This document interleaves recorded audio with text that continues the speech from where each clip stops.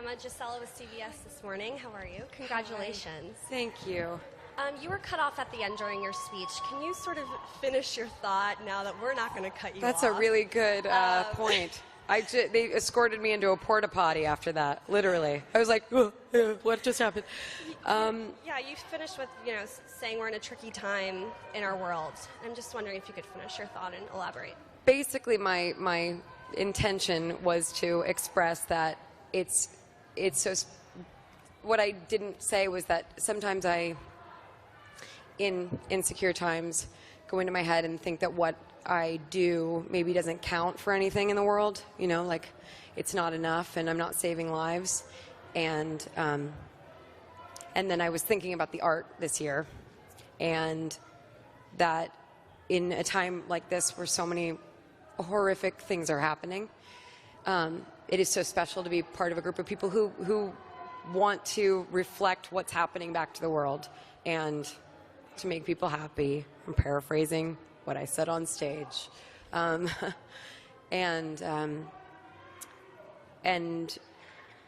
maybe change perspectives or help people feel less alone. And that's something that has given me a lot of happiness, thinking about getting to be just like even one person in the cog of all of these actors and artists that care. And obviously we're also citizens of this planet and of this country or not of this country, and either way it doesn't matter. We have to speak up against injustice, and we have to kick some ass.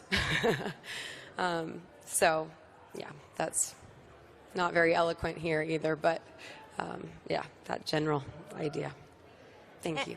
Emma, all the way up the back here, congratulations. Angela Bishop from Network 10 Australia, well done. Thank you.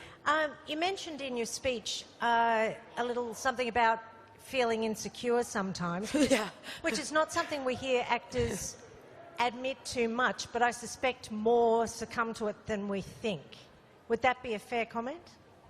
Well, I don't want to speak for anyone outside of myself. I think that would be unfair. I'm sure there are many actors that don't feel insecure a lot of the time.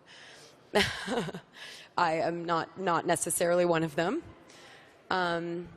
But I don't know if that has to do with being an actor or just someone that, kind of has a little bit of neurotic wiring. And I really care very much about being better and getting better. And I don't even mean that as an actor, I mean that as a person. So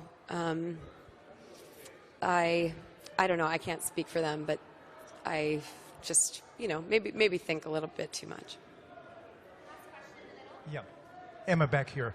Steve Futterman from CBS News. I wanted to ask you a follow-up to that first question. Obviously, I think people are torn sometimes when they're at an award show to talk about what's going on in the world. At the same time, you can do it in a respectful way. Do you think it's important when you have a forum like this and you feel the issue is important enough to talk at least somewhat about what's going on in the world in this case? I think that right now is an unprecedented time. So I don't know if I would say forever yes, but I think if we're human beings and we see injustice, we have to speak up, because staying silent, like as they say, only really helps the oppressor. It never helps the victim. So I think that, yes, right now, I would hope that everyone that's seeing things being done that are absolutely unconstitutional and inhumane would say something in any venue, whether it's at school or at an award show or in their offices or online. I would hope that people would fight for what's right and what's just fucking human. Sorry I said the F word. I sort of whispered it. What's fucking human? Okay, I said it out loud. So yeah, I don't know, but this is a time unlike any other. So it's amazing to see people speaking up and taking action, more than anything else, taking action. Thank you. Thank you.